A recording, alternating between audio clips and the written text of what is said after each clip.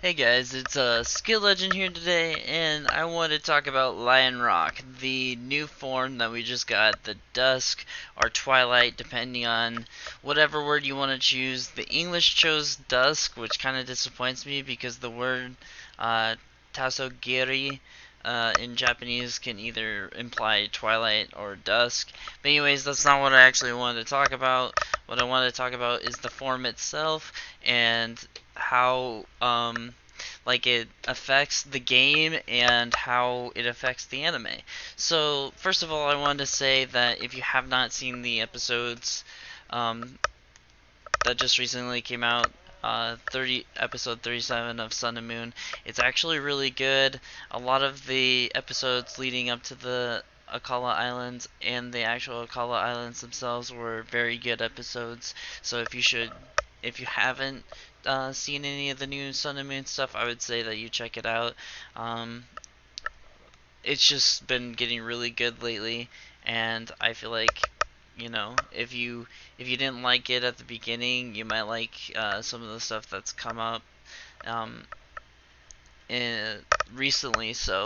But anyways, other than that, I really want to talk about the implications that came with the episodes with the whole Rockruff Lycanroc scenario. First things first is that one of the things that happened was in the previous episode before Rockruff evolved, episode 36, when he's battling Olivia.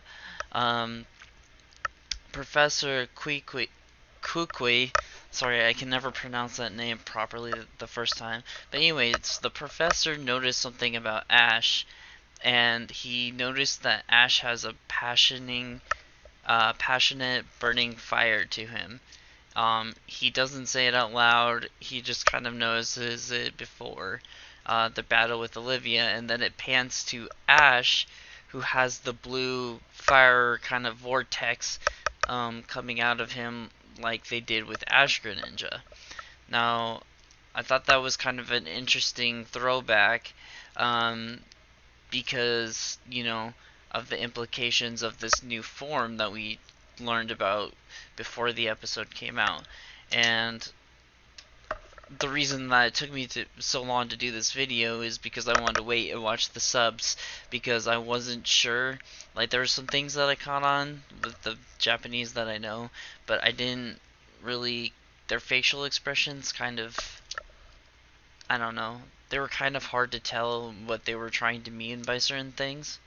And so I wanted to wait for the subs and see what the actual meaning behind each thing was.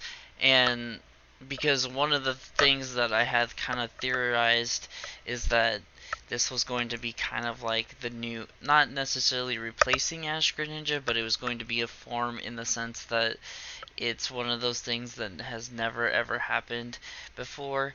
But the way that they reacted in the subs kind of made me kind of doubt that theory, because while the data wasn't actually in the Pokédex, like Rotom had no data on the form, the professor had um, a lot of knowledge about the Pokemon form. Like, he said that it's very, very, very rare, but he knew about it, and it wasn't like in XY or XY and Z where you know they're like, holy crap, this hasn't happened for 1,000 years. He just said it was a rare phenomenon, and so that kind of killed my theory about that. But at the same time, you just kind of get this very um, special feeling from this Pokemon because it is rare.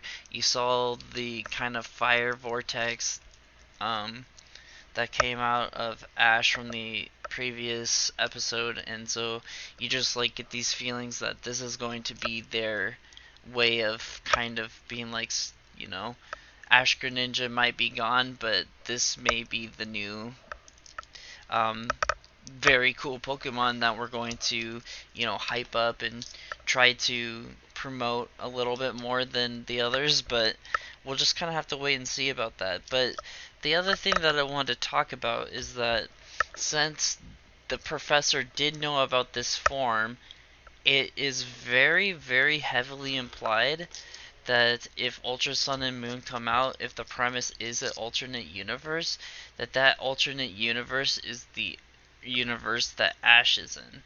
Now I know that sounds a little bit weird, but with them knowing about the form and that it exists, and then the game's coming out and introducing that form, I feel like this game is going to have some more signs besides in the original Sun and Moon, the only implications that Ash was in it was that you got his his Greninja, but I feel like in this game there's going to be even more signs.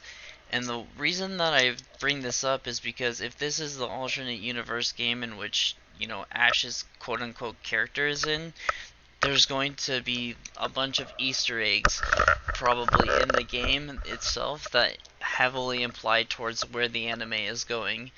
For example, people notice in XY, since it's an alternate universe with Mega Evolution, that there were, talks about how there was a a trainer in his Pokemon who had almost mastered complete synchronization, or in Omega Ruby Alpha Sapphire, when you go to see Steven and get your Metagross, how it mentions a guy with a Mega Charizard X, because that's the alternate universe game of the original games, and it's heavily implied that the person that they were talking about was Alon.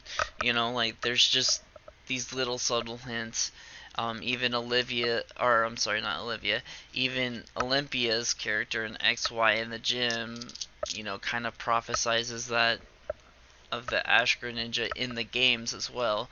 So I mean, that's why I'm kind of excited to see what comes from this game, what kind of little hints people can find of, like, things that could be mentioned as Ash, things that could be mentioned as Gladion, things that could be mentioned of, other characters such as, anyone. It could be anything or anyone, um, and see where the anime kind of goes with that, because, like I said, um, alternate universe games are usually the ones in which Ash is in, and I feel like it could be a possibility that we get more information on the anime just from the game itself.